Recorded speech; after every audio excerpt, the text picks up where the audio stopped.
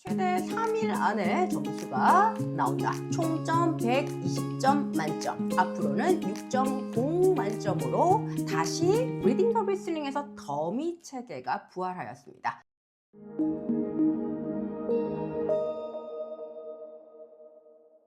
안녕하세요. 안나지케랩의 안나입니다. 작년 여름, 그러니까 2025년도 여름이었죠. ETS에서 토플 개정에 대한 발표가 있었습니다. 2023년도 7월이었죠. 실제적으로 토플 개정이 한번 이루어졌었는데 그때 토플 라이팅 문제 유형이 바뀌고 다른 과목 같은 경우에는 문제 개수가 소소하게 주는 그런 아주 사소한 변화가 있었는데 그때 아무래도 토플의 대대적인 변혁이 예상됩니다 라고 말씀드렸는데 드디어 올 것이 온 것 같아요. 이미 수차례 토플 개정과 관련된 세미나와 웨비나가 있었고 작년 하반기부터는 실제 ETS 홈페이지에 무료로 개정되는 시험에 대한 다양한 문제들이 업로드되어 있으니 지금 토플 시험을 준비하거나 또는 토플 시험과 관련된 수업을 준비하기 위해서 이 영상을 찾으신 분들이라면 먼저 ETS에서 무료로 배포 중인 자료부터 다운받아 놓으셔야 될 것 같습니다. 그렇다면 오늘 영상에서는 개정되는 토플 시험이 어떤 시나리오로 구성되었고 실제적으로 어떤 전략이 있는지 아주 간단하지만 집약적으로 전달해 드릴게요. 우선 원론적인 이야기부터 한번 해볼까요? 실제적으로 토플은 1964년도 PBT 방식, 즉 Paper Based Test라고 해서 시험지와 OMR 카드로 진행이 되었던 시험이었죠. 실제적으로 그렇게 진행이 되다가 1990년대부터 CBT 방식, 즉 컴퓨터를 활용하는 시험으로 바뀌게 되었는데 그 당시에만 해도 실제적으로 토플 시험을 한국에서 칠 수 있는 기회가 그렇게 많지는 않았었어요. 그래서 제가 유학을 준비하던 때가 딱 그때쯤이거든요. 그래서 실제적으로 토플과 관련된 자료도 많이 없을 뿐더러 토플 시험과 관련된 접수도 매우 힘든 그런 시기였었답니다. 그러다가 2004년도부터 실제적으로 IBT 방식이 도입이 되었고 그때부터 지금까지 쭉 IBT, 즉 인터넷 베이스드 테스트로 바뀐 시험으로 유지가 되고 있습니다. 그래서 지금 같은 경우에는 우리가 시험을 치기 전에 ETS 홈페이지에 먼저 여러분들이 회원가입을 하게 되실 거고 그리고 시험 자체도 ETS 사이트에서 바로 응시를 하게 되기 때문에 점수가 굉장히 빨리 나오게 되었고 접수 절차도 굉장히 간소해진 것도 사실이에요. 그래서 지금 같은 경우에는 필요한 만큼 물론 돈이 들긴 하지만 여러분들의 토플 시험 응시 기회 자체가 차단당하는 그런 불상사는 없는 시험이죠. 그리고 이미 대부분의 영미권 대학교에서 유학생을 받을 때 기본적으로 토플 시험을 기본 그런 자격 점수로 요구하는 학교가 많아진 만큼 이미 영어와 관련된 국제적으로 인정받고 있는 시험으로 자리를 잡았다라고 생각하시면 될 것 같습니다. 자, 그런데 문제는 시험 자체가 매우 원론적이고 학문적이고 소위 말해서 어려웠었어요. 내용도 어렵고 문제도 어렵고 심지어는 단어 자체의 쓰임도 매우 어려웠었답니다. 그래서 어쨌든 학교가 요구하니 테스트 테이커들은 토플을 준비할 수밖에 없었으나 점점 우리의 MZ들은 기왕이면 이 토플 시험 안 치고 갈 수 있는 방법이 없을까? 라고 생각하기 시작했던 것 같아요. 한마디로 토플 시험과 관련된 매출이 점점 떨어지고 있었다라고 생각하시면 될 것 같아요. 그래서 ETS가 아주 과감하게 결심을 한 것 같네요. 이참에 토플을 완벽하게 탈바꿈을 시켰어요. 그건 언제부터? 2026년도 1월 21일부터 시작이 되었습니다. 자, 그렇다면 바뀌는 신유형 토플은 어떤 컨셉을 가지고 있는가? 그럼 더 이상 학문적인 시험은 아닌가? 이런 부분이 궁금하실 것 같은데 일단 결론부터 말씀드릴게요. 토플의 시나리오는 역시 학술적인 내용이다라는 거. 그래서 학문을 지속할 수 있는 능력을 가지고 있는 사람인가를 평가하는 목적을 가지고 있는 시험이다라는 점은 결과적으로 그 결은 유지가 된 건 사실입니다. 하지만 매우 단순해지고 매우 쉬워졌어요. 어찌 보면 요즘 MZ들이 좋아하는 그런 결을 많이 흉내냈다라고 생각하시면 될 것 같습니다. 자, 그렇다면 이제 일단 2026년부터 도입되고 지금 시행 중인 그런 토플 신유형에 대해서 하나씩 하나씩 한번 짚어보도록 해볼게요.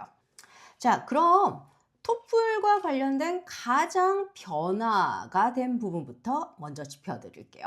시간이 굉장히 짧아졌어요. 앞서 제가 미리 언급해 드렸는데 기존의 토플 같은 경우에는 2시간 정도가 소요가 됐었죠. 그리고 2023년도 7월 26일부터 바뀐 시험부터는 실제적으로 리딩과 리스닝의 더미 시스템은 사라졌었는데 이번에 2026년 1월 21일자부터 시행되고 있는 신유형 토플에서는 다시 리딩과 리스닝에서 더미 체계가 부활하였습니다.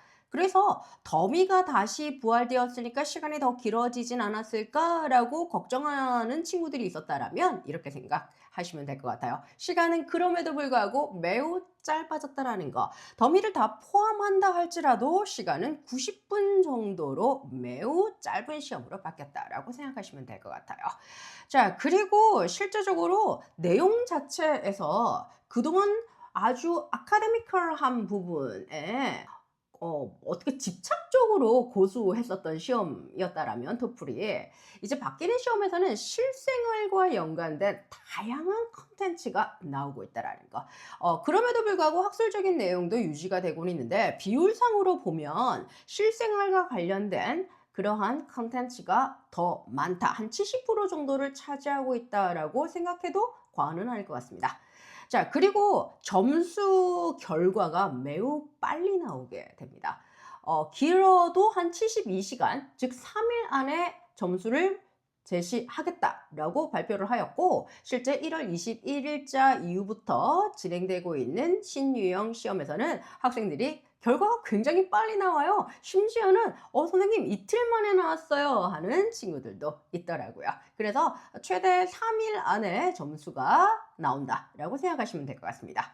자, 그리고 이제 집중해서 들어야 될 부분이 2개의 파트가 있습니다. 변형된 부분 중에 MST, 즉 적응형 시험이다라는 부분이 있는데 이 부분이 매우 중요해요. 아까 제가 앞선 설명에서 CBT 방식이었을 때 아주 잠깐이지만 MST 방식이었습니다라고 소개해드렸는데 Full World 같은 경우에는 Multi-Stage Adaptive Testing이라고 해서 다단계 적응형 시험이다라고 생각하시면 될 것 같아요. 선생님 그게 무슨 말이에요? 어렵죠? 말이 너무 어려워요. 이렇게 쉽게 생각하시면 될 것 같아요. 학생마다 문제가 달라집니다. 이렇게요. 그래서 잘하는 사람에게는 잘하는 사람의 챌린지를 끌어내기 위해서 계속해서 어려운 문제를 제공을 하고 실력이 좀 더 필요한 그래서 아직까지 비기너 수준의 학생들의 길을 꺾지 않게 하기 위해서 좀 비기너를 위한 좀 더 이지 타스크가 계속해서 진행이 된다라고 생각하시면 되는 시험이다라고 생각하시면 될 것 같아요. 자, 이 부분이 어떻게 구성되는지는 좀 설명이 길어질 것 같으니까 나중에 좀 더 밀도 있게 설명해 드리는 걸로 하고 지금은 바뀐 형태와 관련돼서 리딩과 리스닝 영역에서 MST 방식이 도입되었다. 어찌 보면 부활되었다. 라고 생각하시면 될 것 같습니다. 자, 그리고 실제 점수 자체가 달라져요. 그동안 토플 자체는 120점 만점이었죠. 그리고 영역별로 30점씩 해서 총점 120점 만점 이렇게 진행이 되었던 시험인데 영역별로 6.0 만점인 CEFR이라는 척도가 적용되게 됩니다. CEFR 같은 경우에는 기본적으로 미국의 그런 점수 체계는 아니에요. 유럽의 척도다라고 생각하시면 될 것 같고 비단 영어와 관련된 그런 점수 기준이 아니라 언어 자체와 관련된 그런 점수 체계다라고 생각하시면 될 것 같아요. C, common, E, European. 딱 지금 족보가 나오죠. 그리고 F, framework라는 뜻이고 of reference for language라고 해서 언어의 그러한 어떤 프레임이 될 수 있는 척도다라고 생각하시면 될 것 같아요.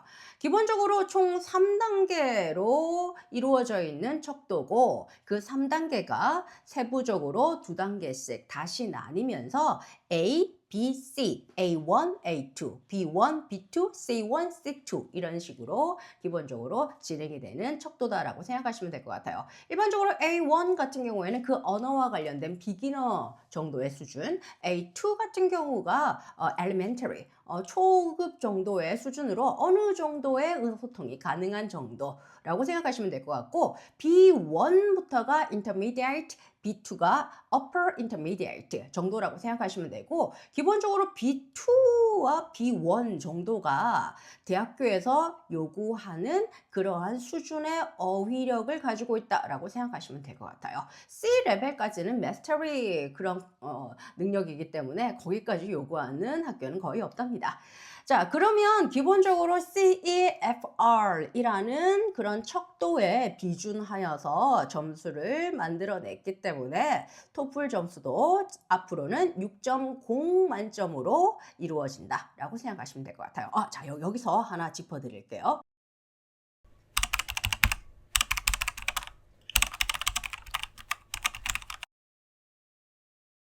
실제적으로 1월 21일자 시험부터 시행되었던 신유형 토플부터 앞으로 향후 2년 동안은 성적표에 기존의 점수로 환산된 점수까지 같이 병기한다라고 하였기 때문에 그 부분에 대해서는 너무 고민하지 않으셔도 될 것 같습니다. 그래서 여러분들이 구유형의 토플 점수를 이미 보유하고 있던 아니면 신유형의 점수를 가지고 구유형의 점수를 요구하는 학교를 지원을 하든 여러분들은 기존의 점수표 안에 다 점수가 제시가 되고 있다. 될 것이다 라고 생각하신다면 그 부분은 여러분들이 고민할 부분은 아니라는 점. 자, 여기까지 해서 여러분들 지금 한 5가지 부분이 크게 바뀐 영역이다 라고 생각하시면 될 것 같아요. 그 중에 가장 큰 부분이 MST, 즉 적응형 시스템이 도입되었다라는 거, 그리고 점수가 120점이 아닌 6.0 만점으로 바뀌었다라는 거. 이 두 부분을 꼭 기억하시면 될 것 같습니다.